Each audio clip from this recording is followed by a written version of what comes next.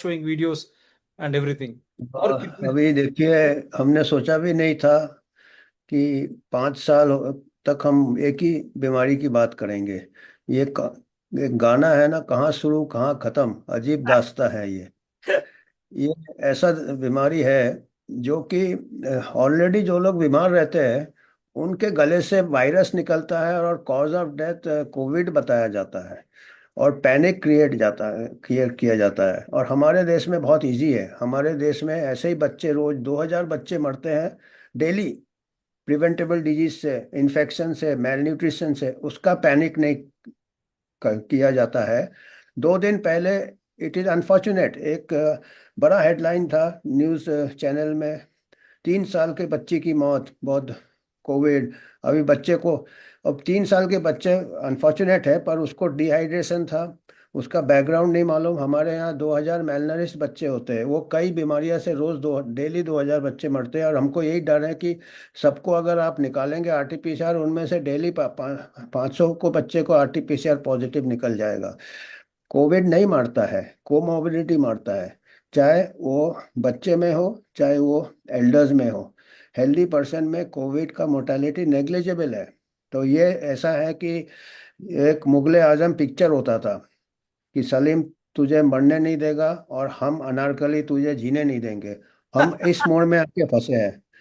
Covid हमको मरने नहीं देगा, पर बाकी जो मीडिया है और जो प्रोपेगेंडा वाले हैं वो हमको जीने नहीं देंगे। कोविड हमको मरने नहीं देगा और वो हमें जीने नहीं देंगे।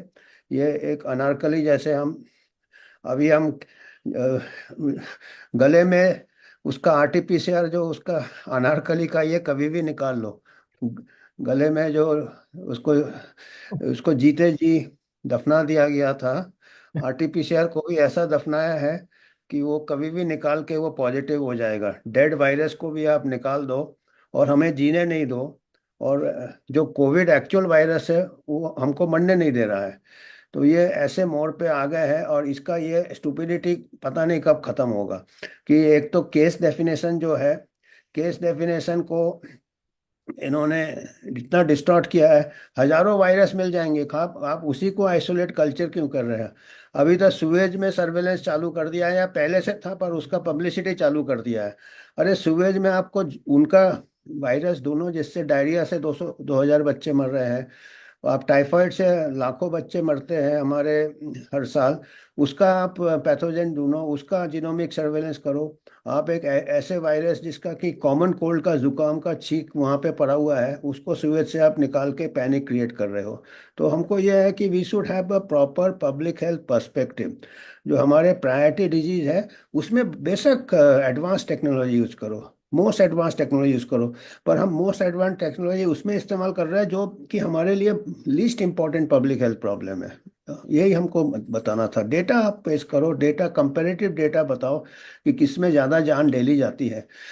टाइफाइड में ज़्यादा जान जाता है या लेप्टोस्पाइरोसिस में जाता है, डेंगू, उसका आप डेटा कलेक्ट ही नहीं कर रहे हो तो कहाँ से आप पेश करोगे?